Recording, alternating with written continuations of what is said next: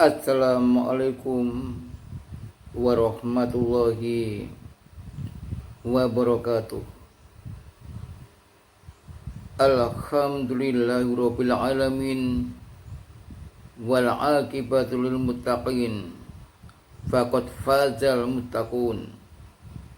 Asyhadu an la ilaha illallah wahdahu la syarikalah wa asyhadu anna Muhammadan abduhu wa rasuluh. Allahumma sholli wa sallim ala asyrafil anbiya wal mursalin wa ala alihi wa ashabihi ajmain. Amma ba'du, alhamdulillah. Pada hari ini kita masih dikaruniai Allah kesehatan. Kita masih dapat melakukan aktivitas keseharian kita.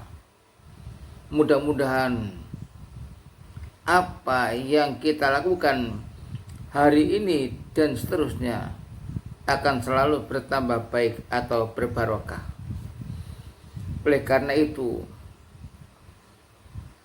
patutlah kiranya sebagai hamba Allah selalu bersyukur kepadanya di mana saja kita berada. Mudah-mudahan sholawat serta salam tetap terlimpah kepada junjungan kita Nabi Muhammad Sallallahu Alaihi Wasallam yang telah memberikan bimbingan sehingga kita mantap di dalam mengamalkan ajaran Islam. Pemirsa yang berbahagia, kali ini akan saya sampaikan tentang kematian.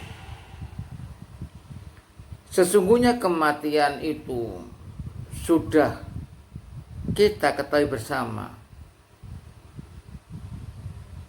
dan kita telah melihat orang yang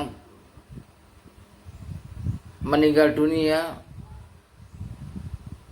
tetangga kita, keluarga kita, dan sebagainya.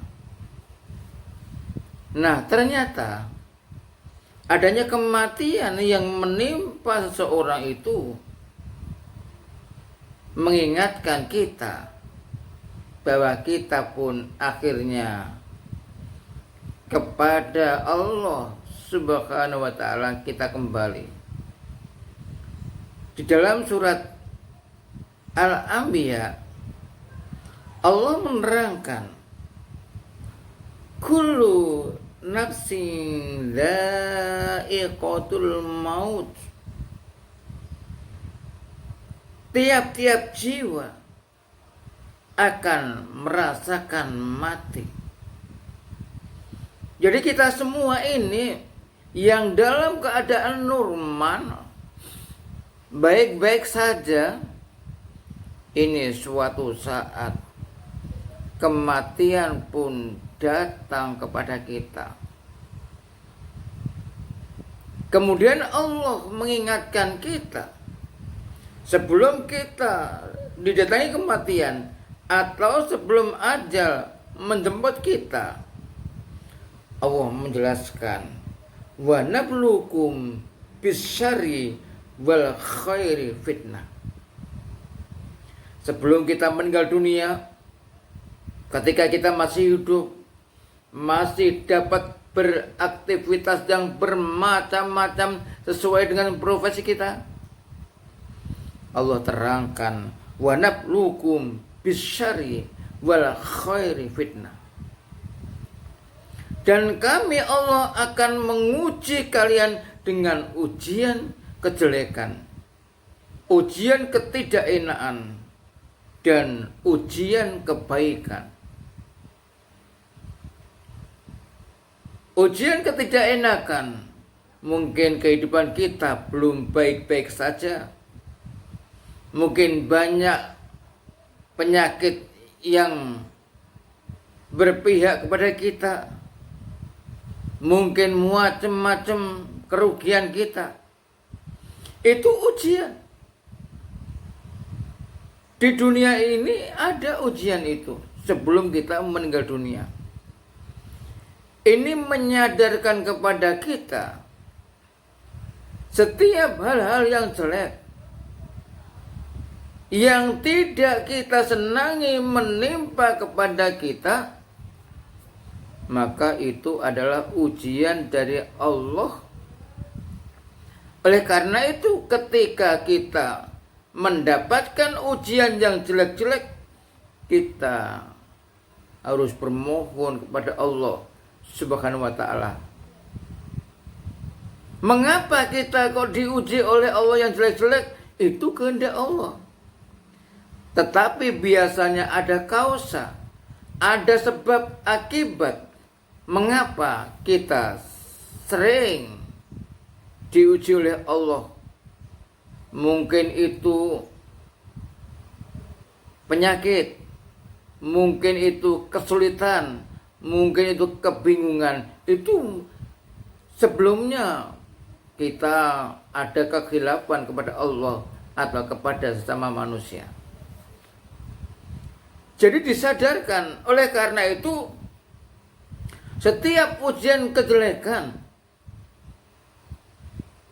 maupun ujian kebaikan, kita introspeksi. Kita ini nggak punya apa-apa. Kita ini sudah sholat nggak punya apa-apa. Nah, wong sholat dengan punya apa-apa itu tidak ada hubungannya kok. Kalau kita sholat itu berarti kita berkomunikasi kepada Allah. Di dalam sholat itu kita memohon. Kalau toh kita itu memohon kepada Allah, kemudian kita diberi oleh Allah, itu juga hak Allah Subhanahu wa ta'ala. Jadi pemirsa yang berbahagia, ketika kita diuji oleh Allah dengan ujian kejelekan, maka petunjuknya adalah agar kita bersabar. Sabar atas ujian yang kita rasakan itu. Dan terus memohon kepada Allah agar lepas dari ujian itu. Kemudian Allah mengingatkan kita, Allah akan menguji dengan ujian kebaikan. Kelebihan-kelebihan yang kita miliki, jabatan yang kita miliki, harta kita yang kita miliki, anak-anak yang cerdas yang kita miliki, itu kita diuji dengan kebaikan-kebaikan itu. Jika kita itu lulus dari ujian kejelekan maupun ujian kebaikan, berarti derajat kita menaik, nilai kita naik. Karena kita diuji dengan kejahatan, tetap beriman kepada Allah, tetap membela agama Allah. Nah, wa ilaina turja'un, diingatkan oleh Allah di dalam beraktivitas itu kita diuji, maka nantinya kita, pada akhirnya kita kembali kepada Allah Subhanahu wa ta'ala. Jadi kematian bukanlah suatu yang menakutkan, tetapi kematian yang menimpa seseorang itu dapat kita serap hikmahnya, sehingga kita berlomba dalam kebaikan, berlomba untuk mempersiapkan jika suatu saat kematian menjemput kita. Jika kematian itu sudah datang pada seseorang, sudah diputuskan oleh Allah, tidak ada yang berkuasa memajukan maupun memundurkan kematian itu.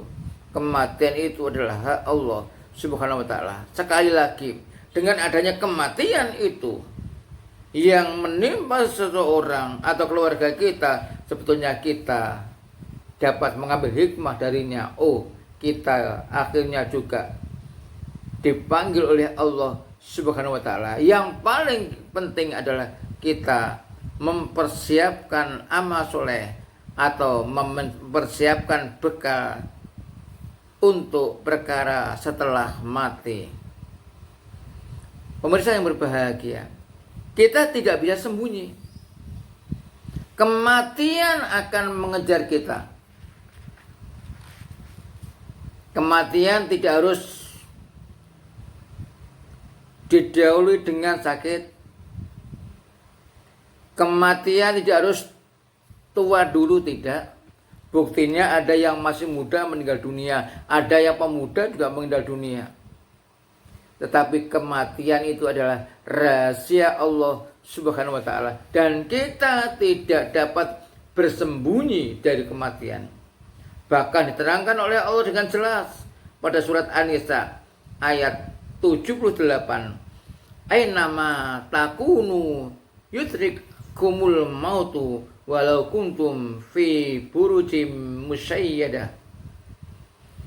Di mana saja kalian berada, pasti kematian akan menjumpai kalian, sekalipun kalian itu berada di dalam benteng yang kokoh. Sungguh kematian menginspirasi kita agar kita banyak berbuat baik, banyak beramal soleh. Kita berhati-hati, termasuk dalam membagi, nge-share sesuatu. Harus kita baca lebih dahulu. Kita timbang-timbang, apakah ini pengaruhnya baik atau apakah ini buruk. Oleh karena itu, sekali lagi kita harus berhati-hati untuk membagi, memviralkan sesuatu yang sering dilakukan seseorang tanpa mengetahui terlebih dahulu. Asalkan viral, langsung kita viralkan juga. Sebab jika hal-hal yang kita viralkan itu jelek, maka kita akan ikut menyiarkan yang jelek-jelek. Tapi jika yang kita viralkan itu baik, positif, maka kita pun akan